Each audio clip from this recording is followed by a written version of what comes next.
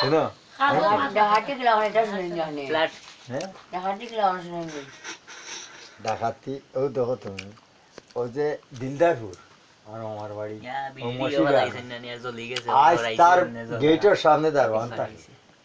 এটা ওটা আমার বাবার শঙ্কর বার বলছে আজ তারা কয়েক কোটি টাকার মালিক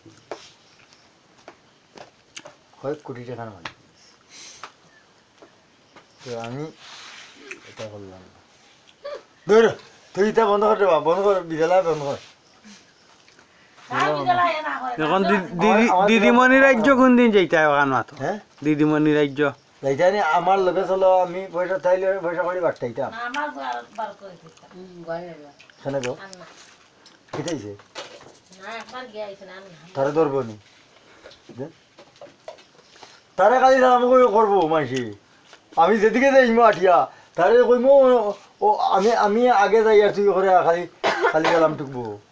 ধর্মনগর থেকে আগরতলা কলিকাতা পর্যন্ত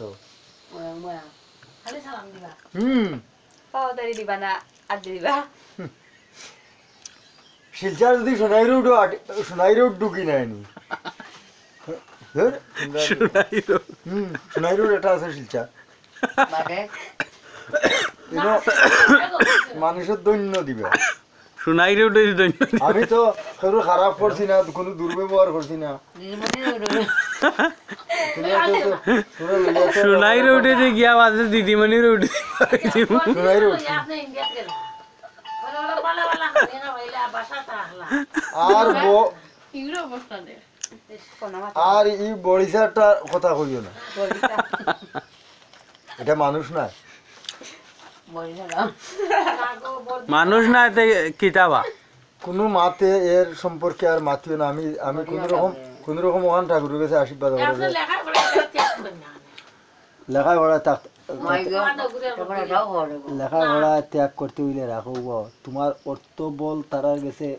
রয়েছে টাকা 2 লাখের মতো এই টাকাটা 2 লাখ না 2.5 লাখ হইব এটা আদায় করিয়া তো ইয়ার জিনিসপত্র হরাইয়া তুমি সিপ খালি দিলে তখন গিয়া দেখতে হইব আগে যে একভাবে এবিটিভির দেওয়া যায় না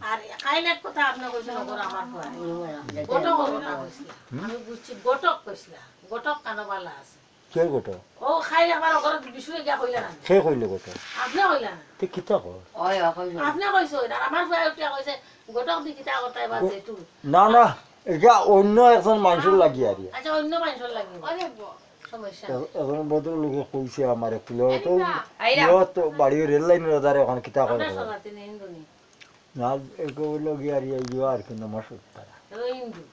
কিন্তু হইলে কইছে যে আপনি তো বাইরে গুরু যখন যেন একটা পার্টি পাইনি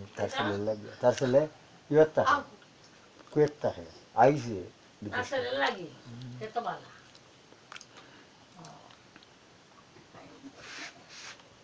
গৌরী বলো